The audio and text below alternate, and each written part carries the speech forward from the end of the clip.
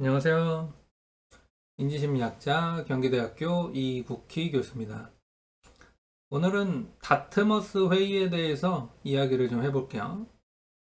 다트머스 대학에서 열린 회의다 라고 해서 다트머스 회의고요. 이 이야기를 하려면 1950년대 미국으로 한번 가봐야 돼요. 1950년대 미국에서는요, 사람처럼 생각하는 기계를 만들 수 있다, 이렇게 주장하는 사람들이 아주 소수 있었습니다. 아주 극소수.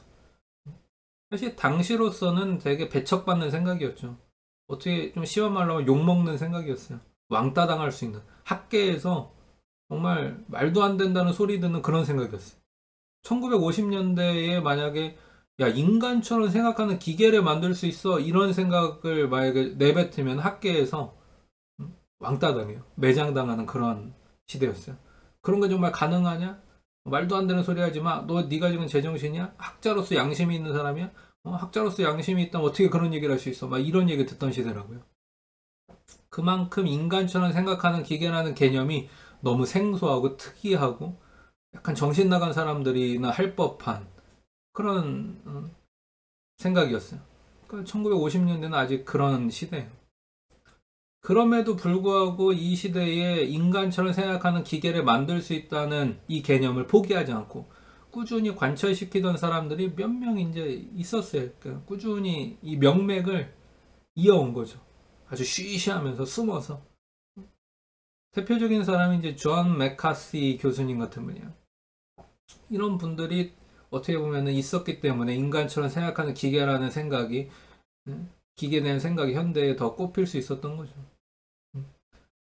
자, 그리고 이 존 맥카시 교수님이 그래도 어떻게 보면 이 인간처럼 생각하는 기계에 대해서 이야기하는 이 논의가 끊어지지 않기 위해서, 이 논의를 멈추지 않기 위해서 1950년대에 어떻게 보면 이제 수소문한 거죠. 곳곳 미국 곳곳에서 왕따 당하는 분들을 좀 수소문한 거예요. 미국 곳곳에 흩어져 있는 인간처럼 생각하는 기계가 가능하다라고 주장하면서, 또는 그런 개념을 막 제시하면서 왕따 당하는 학자들을 좀 수소문을 한 다음에,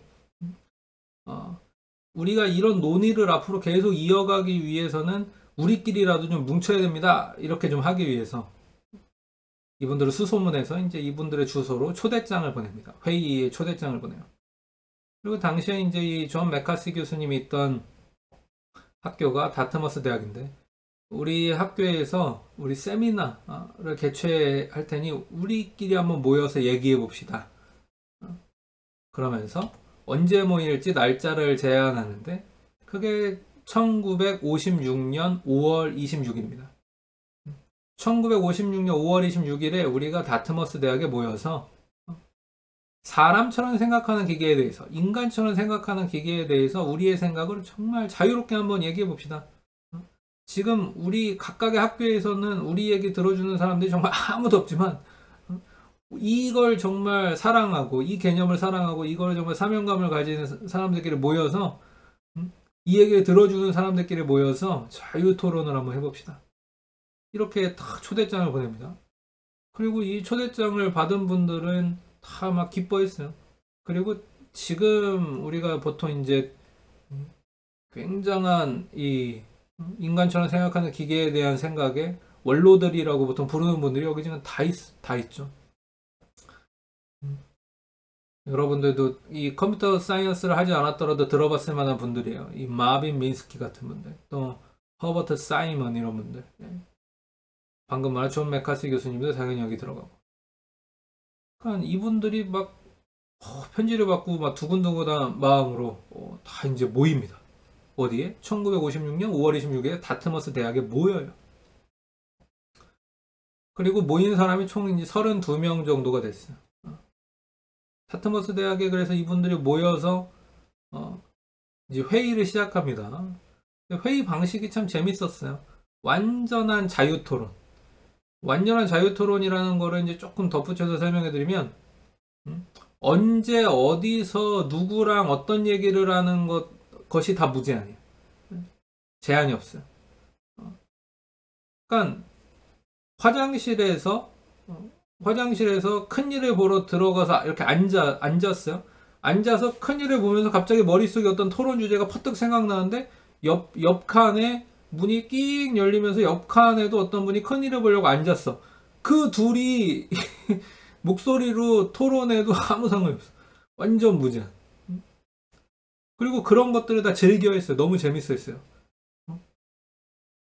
그리고 정말 이걸 너무 즐거워했다는 거 알 수 있는 증거가 하나 있는데, 원래는 3박 4일 정도만 회의를 하려고 했던 거예요. 그러니까 이 56년 5월 26일에 모여서 6월 달이 되기 전에 회의를 끝나고, 보통 다 대학 교수님들이니까 회의를 끝내고 돌아가서 이제 기말고사 채점도 하고 학생들 성적도 매기고 새학기 준비도 하고 이제 그럴 생각이었던 거죠. 근데 이 3박 4일만 하려고 했던 회의가 이분들이 너무 즐거우니까 어떻게 하냐면 3개월을 해요. 3개월. 그럼 그동안에 자기네 바운더리에서 자신들이 있는 대학의 필드에서 내 얘기를 들어주는 사람이 정말 이렇게까지 없어도 되나 싶을 정도 없었는데, 여기는 막 32명이 모여서 다 자기 얘기를 경청해주고 들어주고 그 얘기에 막 피드백을 주고 좋아해주고, 야, 네 생각 정말 옳다.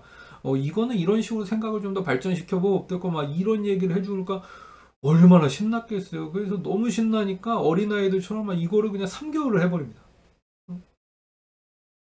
보세요. 원래 기말고사 기간쯤 1학기, 우리식으로, 우리 한국식으로만 1학기 기말고사 기간, 미국으로만 하면 이게 이제 미국은 5월달에 2학기라고 볼 수 있죠.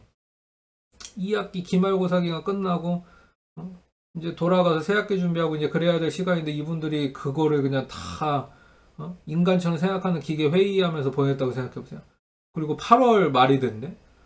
그러면은 딱 떠오르는 게 뭐 있어요? 9월 초에 뭐가 있는 거예요? 새학기 개강이 있잖아요. 그러니까 지금 학교에서는 난리가 났어요. 새학기 개강을 할 때가 됐는데 교수님이 수업 계획서도 안 보내, 막 학교에 나타나지도 않아, 연구실에 전화하면 받지를 않아, 난리가 난 거죠. 회의에도 참석을 하네.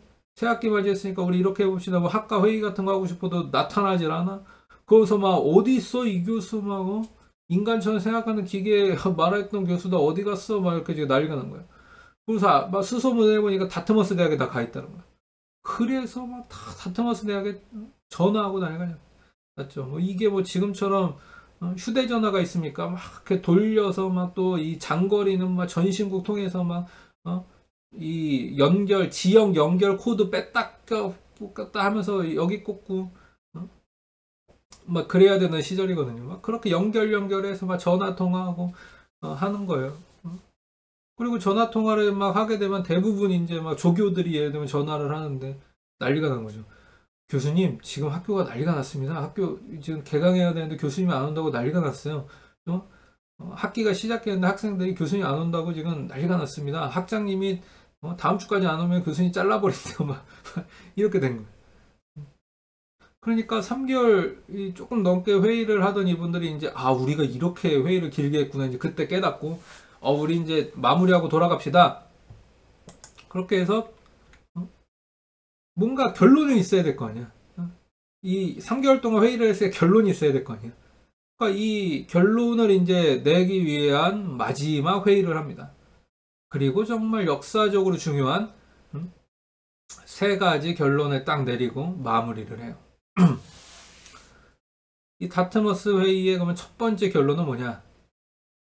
인간처럼 생각하는 기계 아직 못 만들어. 이게 첫 번째 결론이에요. 이거는 이제 모라벡의 역설이라는 것과 폴란의 역설이라는 것하고 관련이 있는데, 더 정확하게는 인간하고 완전히 똑같은 기계는 못 만들어, 그 뜻이거든요. 인간의 이 생물학적인 뇌와 우리 신체 간의 상호작용을 완전히 똑같이 모방하는 기계는 만들 수가 없어, 그 뜻이에요. 근데 그거는 왜 그러냐? 모라벡의 역설과 폴란의 역설 때문입니다. 모라벡의 역설부터 볼게요. 이게 뭐냐? 인간에게 쉬운 것이 기계에게는 어렵고요. 기계에게 쉬운 것이 인간에게는 어려운 그런 현상이에요. 인간에게 쉬운 것은 뭐예요? 걷는 거, 보는 거, 듣는 거, 말하는 거, 또 이렇게 악수하는 거, 또 이렇게 걸어가서 문 탁 여는 거, 또 문 닫는 거, 불 켜고 끄는 거, 엘리베이터 잡고 엘리베이터 버튼 누르고 엘리베이터 타고 있다가 다시 내리는 거, 이렇게 계단을 오르는 거. 뭐 아주 프로 선수 수준은 아니지만 축구하고 농구하고 아마추어 수준으로 그냥 재밌게 서로 노는 거, 게임하는 거, 이런 것들. 인간에게 정말 쉬운 일이죠. 또 뭐 이런 뭔가 사물을 분별하는 거. 저거 강아지다. 저거 고양이다. 저거 소다. 저거 돼지다. 코끼리다. 또 어떻게 보면은 오늘 이제 우리 집에서 강아지를 키우는데 오늘 아침에 내가 출근하면서 나 갔다 올게 하고 이제 나갔어요. 우리 강아지한테 인사하고. 집으로 다시 이제 돌아왔습니다. 그 딱, 우리 집 강아지가 잘 있었네. 갔다 왔어. 라고 다시 인사하는 거. 가능하죠? 아주 쉬운 거예요. 근데 사실 이게 기계한테는 무척 어려워요. 인간은 이렇게 쉽고 빠르게 잘하는 일은 기계가 이걸 하려면 정말 어마어마한 학습이 필요하고요. 이미지를 막 몇천만 장을 학습해도 정말 될까 말까 하고요. 꽃 사진이 이렇게 있는데 이 꽃 사진의 각도만 살짝 틀어줘도 또 강아지 사진이 이렇게 있었는데 이 강아지가 조금만 옆으로 각도를 틀어도 그게 똑같은 강아지인지 알아보는 게 너무 어려워요. 그걸 알아보려면 정말 몇천만 장의 사진 빅데이터, 그 강아지에 대한 사진 빅데이터를 학습해서 패턴을 익히는 일이 필요해요. 근데 우리는 그냥 하잖아요. 이 강아지가 이리 뛰고 저리 뛰고 왔다 갔다 하는데 다 아까 그 강아지가 지금 이리 뛰고 저리 뛰고 하는 거지 알잖아요. 근데 기계는 이게 어렵다고요. 걷는 것 하나가 어려워요. 정말 힘들어요. 이건 지금도 힘들어요. 뭔가 기계 스스로 잘 왔다 갔다 거리고 이 시각 센서를 통해서 잘 왔다 갔다 거리고 막 문을 열고 이런 게 굉장히 힘들어요. 그래서 가끔 이제 인터넷이나 TV 같은 데서 아주 정교하게 뭔가 움직이고 정말 뛰어나게 막 군사작전에서 쓸 수 있을 정도로 잘 움직이고 이런 로봇들 있잖아요. 그런 로봇들은요, 실제로 그 로봇 스스로 그렇게 움직인다기보다는 뒤에서 조이스틱으로 조종하는 사람이 있는 경우가 여전히 많아요. 세밀한 움직임은 조이스틱으로 여전히 인간이 조작을 해줘야 되는 거죠. 그래서 완전히 인간처럼 생각하는 기계를 만들기가 너무 어려운 거예요. 이게 모라백의 역설입니다. 또 어떻게 보면 모라백의 역설에 대한 이유일 수도 있는데 그게 이제 폴란의 역설 때문에도 완전히 인간하고 똑같이 작동하는 기계는 못 만들어요. 왜? 우리 인간은요, 언어적으로 표현할 수 있는 것보다 더 많이 알고 있거든요. 우리는요, 말할 수 있는 것보다 더 많이 알고 있어요. 근데 기계에게 어떤 명령어를 입력해주고 이렇게 움직여라 저렇게 움직여라 라고 하는 거는 다 어떻게 표현이 돼요? 언어적으로 표현이 되죠. 그러니까 한계가 있어요. 우리 인간은 계단을 오를 때 계단의 어떤 높이나 이런 거를 그냥 한번 쓱 보고 순간적으로 판단해서 톡톡톡톡 걸어 올라갑니다. 근데 기계에게 이걸 입력해 주려면 어떻게 해야 될까요? 계단의 높이가 이 정도니까 너는 발을 이만큼 들어야 되고 무릎의 각도는 이 정도로 해야 되고 일일이 다 언어적으로 수학적으로 입력해 줘야 되잖아요. 근데 우리는요, 그거 순식간에 하잖아요. 그러니까 인간이 사실 이렇게 뛰어난 거거든요. 우리는요, 사실 말로 표현할 수 있는 것보다 더 많이 알고 있어요. 인공지능 축구팀, 인공지능 농구팀을 만들 수 있을까요? 그러려면요, 말로 표현할 수 없는 것들을 다 걔네들한테 말로 설명해 줘야 될 텐데. 또 아니면은 지금과 같은 방식으로 인공지능이 뭐 빅데이터를 통해서 습득한다? 그러면은 축구 선수들이 동작을 하는 그 장면을 다 막 예를 들면 3D로 찍어가지고 그들의 막 근육의 움직임 이런 거를 정말 몇 억 장, 몇 쪽의 동영상을 보고 그 동영상을 분석해야 간신히 이제 할 수 있을까 말까 할걸요. 근데 시간 걸리잖아요. 그러니까 이 모라백의 역사가 폴란의 역사는 여전히 유효해요. 그리고 이것 때문에 사실 인간하고 완전히 똑같은 기계를 만드는 게 굉장히 힘든 일입니다. 그리고 여러분들이 이제 강인공지능이라는 개념과 약인공지능이라는 개념을 좀 구별하실 필요가 있는데, 그러니까 이 다트머스의 첫 번째 결론, 아직은 못 만들어는요, 강인공지능을 아직 못 만든다는 뜻이에요. 스트롱 AI, 스트롱 아티피셜 인텔리전스는 아직 못 만들어요. 강인공지능이라는 것이 인간의 생물학적 뇌와 또 이 뇌와 신체 간의 상호작용, 이 신경 시스템을 완전히 똑같이 인간과 같이 기능하는 기계라는 얘기인데, 이거는요, 아직 사실 좀 만화 같은 얘기예요. 제가 좋아하는 웹툰 작가 중에 연재원 씨가 있는데, 이 연재원 씨가 요즘은 화요일에 어떤 웹툰을 하나 하는 것 같은데, 이 예전에 2016년 정도였던 것 같은데요. 제페토라는 웹툰을 했었거든요. 이 제페토에 나오는 안드로이드 로봇들이 있어요. 이게 사실은 강인공지능이죠. 인간하고 인간의 생물학적 뇌가 완전히 똑같이 기능해요. 뭔가 전투도 할 수 있잖아요. 여러분, 뭔가 전투를 할 수 있는 기계나 무술을 할 수 있는 기계나 이거는요, 정말 인간 특수부대들이 하는 그 어마어마한 말로 표현할 수 없는 능력들을 갖추고 있다는 얘기잖아요. 그러니까 사실 인간하고 똑같다는 얘기예요. 그런 것들이 막 나옵니다. 근데 이거는 만화에서만 나온 얘기다. 또 민송아 작가님이 예전에 나노리스트라는 웹툰을 한 적이 있어요. 여기서 나오는 그 안드로이드들, 로봇들도 일종의 강인공지능입니다. 근데 이것도 여전히 만화죠. 심지어 이 나노리스트에서 나오는 로봇들은 감정 처리까지 하거든요. 막 감정을 느껴요. 사랑이라는 희노애락을 느껴요. 사랑이라는 감정, 즐거움, 또는 막 배신감, 막 굴욕감, 질투, 어떤 긍정 정서, 부정 정서를 다 느낀단 말이에요. 근데 이거는 만화예요. 지금 이게 지금 되지 않아요. 인간의 감정까지 모방할 수 있는 로봇이 지금 가능하냐, 그리고 앞으로도 가능할 거냐, 글쎄요. 인간의 뇌를 차라리 똑같이 복제해서 그 로봇에게 심으면 모를까? 근데 그거는 인간의 뇌인 거잖아요. 기계는 아니죠.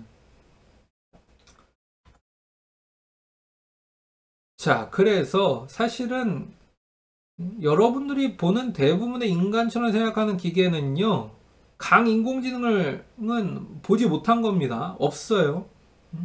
약인공지능만 있는 거예요. 약인공지능. 인간의 신체 및 인지 기능의 일부를 재현하는 기계들이 있을 뿐이죠. 그러니까 여러분들이 2016년에 이세돌과 알파고의 대결에서 본 알팔고는요, 인간의 뇌랑 완전히 똑같은 기능을 하는 강인공지능입니까? 아니면 인간의 신체나 인지 기능 중에 극히 일부를 재현해내거나 좀 더 강화시킨 약인공지능입니까? 그쵸? 약인공지능이죠. Weak AI예요. Weak Artificial Intelligence요. 자, 그리고 이게 다트머스 회의의 두 번째 결론입니다. 뭐냐? 이 약인공지능에 대한 게 다트머스 회의의 두 번째 결론이야. 두 번째 결론이 뭐였느냐? 그런데 인간처럼 생각하는 기계를 볼 날이 얼마 안 남았어. 첫 번째 결론은 못 만들어였는데 두 번째 결론은 얼마 안 남았다라고 얘기하니까 좀 모순되죠. 근데 모순이 아니라 첫 번째 결론 못 만든다는 것은 강인공지능 못 만들어 그런 얘기고요. 두 번째 결론 아직 얼마 안 남았어. 좀 있으면 볼 수 있어. 그리고 특별히 1956년에 다트머스 회의를 할 때 참석한 사람들 중에서 우리가 죽기 전에 인공지능 보고 죽을 사람 있어 그 얘기거든요. 근데 얼마 안 남았어요. 근데 여기서 말하는 약인공지능이에요. 인간의 뇌를 똑같이 뇌와 신체의 상호작용을 똑같이 구현한 그런 게 아니고 인간의 신체나 인지기능 중에 일부를 할 수 있도록 또는 더 강화한 그게 약인공지능이니까요. 그런 건 볼 사람이 있어. 이렇게 결론을 내렸어요. 그리고 세 번째 결론에서 아주 역사적인 얘기가 나오는데 우리가 지금까지 인간처럼 생각하는 기계, 사람처럼 생각하는 기계 이렇게 계속 불렀던 것에 대해서 우리가 이름을 하나 붙이자. 그리고 그 이름을 Artificial Intelligence라고 하자. 그래서 AI라는 말이 여기서 이제 탄생합니다. 타트머스 회의가 인공지능이라는 말, AI라는 말의 기원이 된 거예요. 사실 지금은 이 얘기가 굉장히 유명한 얘기가 됐지만은 당시에는 사실 관심도 없었어요. 취재진도 없어요. 32명 모이는 조그만 세미나 회의에 뭐 취재진이 있겠습니까? 근데 그래도 당시에 좀 깨어있던 기자들 중에서 취재진이 한 명 오긴 왔어요. 한 팀. 시카고의 어떤 신문사의 기자들이 한 팀 와서 취재를 해가긴 해요. 유일하게 뭐 이상한 얘기 한다고 그러니까 이상한 얘기하는 사람들이 모여서 이상한 사람들이 이상한 얘기를 한다고 그러니까 한번 취재를 한 거예요. 시카고에서. 그래서 그 사람들만 거의 뭐 단독 기사를 쓰죠. 그리고 그 사람들이 이 단독 기사를 쓰면서 야 그래도 이게 우리밖에 취재를 안 해갔는데 우리가 그래도 시카고 기자들 아니냐? 그러니까 이게 우리 시카고 기자들이 이게 나중에는 또 역사적인 사건이 될 수 있으니까 우리 시카고 기자들이 취재했다는 거를 좀 드러낼 수 있는 기사 제목을 한번 잘 뽑아내 보자 이런 얘기를 하거든요. 그래서 기사 제목을 어떻게 뽑아낼까 하다가 다트머스 회의 이렇게 하기에는 너무 좀 밋밋하고, 물론 이제 다트머스 대학에서 이런 회의가 열렸다 뭐 이렇게 다트머스 회의, 지금은 다트머스 회의라 불리지만 기사 제목을 다트머스 회의 그러면은 뭐야 이게 뭐 이럴 거 아니에요. 요즘으로만 조회수 안 나올 거 아니에요. 그래서 뭔가 뭘 하다가 그래서 사람들이 뇌라고 하면 좀 관심을 가질 것 같아. 그래서 기사 제목에 브레인, 이 회의의 이름을 브레인이 들어간 회의인 것처럼 이렇게 브레인이라는 말을 하나 넣자 이렇게 합니다. 그리고 야, 우리 시카고 기자들이 취재했으니까 이 시카고의 상징적인 말을 싹 넣어가지고 이게 누가 봐도 야, 이거 시카고 애들이 취재했나라는 거 알 수 있게 그냥 하나 만들어내자. 그래가지고 시카고가 바람의 도시 아니겠어요?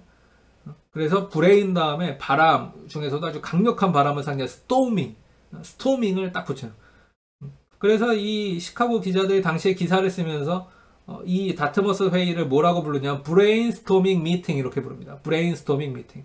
뇌에 대해서 얘기하고 시카고 기자들이 취재한 미팅, 이 뜻이에요. 근데 이게 지금은 이제 브레인스토밍 미팅이라는 말의 기원이 됐죠. 그래서 이 다트머스 회의가 인공지능이라는 말의 기원이자 브레인스토밍이라는 말의 기원이 됐어요. 그리고 50년이 지납니다. 그러니까 1956년에서 50년이 지났으니까 2006년이 됐겠죠. 2006년이 돼서 이 최초의 다트머스 회의 50주년 행사를 이제 개최해요. 근데 이때의 다트머스 회의의 위상은 50년 전과 달라졌죠. 32명 모였던 회의가 2006년에는 막 2,000명 넘게 모이는 아주 대규모 회의가 돼요. 아주 굴지의 인공지능 전문가들이 막 모여드는, 저 같은 인지심리학자, 뇌과학자, 의사, 컴퓨터 사이언스 전문가, 정말 이 실리콘밸리에서 첨단을 걷는 이런 기업들 다 모이는 그런 회의가 됩니다. 그리고 실제로 이 50주년 기념행사 즈음에 약 인공지능은 이미 많이 나와요. 이 50주년 기념행사 되기 전에 이미 많이 나왔죠. 왜냐면 인간 체스 챔피언을 이기는 로봇들은 이미 기계들은 이미 나왔잖아요. 그리고 살아생전에 이거를 이제 1956년에 제 1차 다트머스 회의를 하고 나 50년 후까지 살아남아서 그 광경을 다 지켜본 사람들이 실제로 존재합니다. 마빈 민스키 교수님도 살아계셨고요. 그다음에 존 메카시 살아계시고, 또 모얼 교수님 살아계시고요. 이런 분들이 살아생전에 이걸 다 봤어요. 셀프리지 교수님 살아계시고, 솔로몬 허프 교수님 살아계시고, 그래서 기념사진도 찍고 이렇게 했어요. 자, 그리고 이 50주년 기념행사를 하는 것에 대해서 또 조금 재밌는 사실이 하나 있는데, 2,000명이 모이는 행사를 개최하려면 돈이 얼마나 많이 들겠어요. 그래서 당시에 이제 이 스폰서를 모집해요. 이 주최 측에서 스폰서를 모집합니다. 이 행사를 후원해줄 사람을 이렇게 모집해요. 우리가 지금 그 접수를 받아보니까 2,000명 넘게 모여서 돈이 굉장히 많이 들 것 같다. 이 스폰서가 필요하니까 이 행사를 스폰서 해줄 기업은 좀 지원해 주세요. 근데 이렇게 지원자가 쉽게 딱 나오지 않는 거예요. 그래서 뭐 지원자가 안 나오면 일단 영업을 해야죠. 그래서 이 기획 담당자가 처음에는 어느 업체랑 어느 기업이랑 이렇게 커넥션을 가지냐면은 모토로라하고, 그러니까 당시 최고의 이 통신기업, 원래 이 무전기죠. 이 무전기로 성공한 기업이야. 이 무전기로 성공하고 통신계를 아주 이끌고 있는 2006년 당시에는 정말 1위죠. 1위 기업, 1위 전자통신기업 모토로라하고 일단은 딱 연결합니다. 그래서 모토로라 경영진하고 이렇게 얘기를 해요. 우리 인공지능에 대해서 회의하는데 좀 후원을 해주세요. 모토로라가 어떻게 하느냐? 이런 지하에 거절합니다. 왜 그랬을까? 아마 지금은 좀 후회할 것 같아요.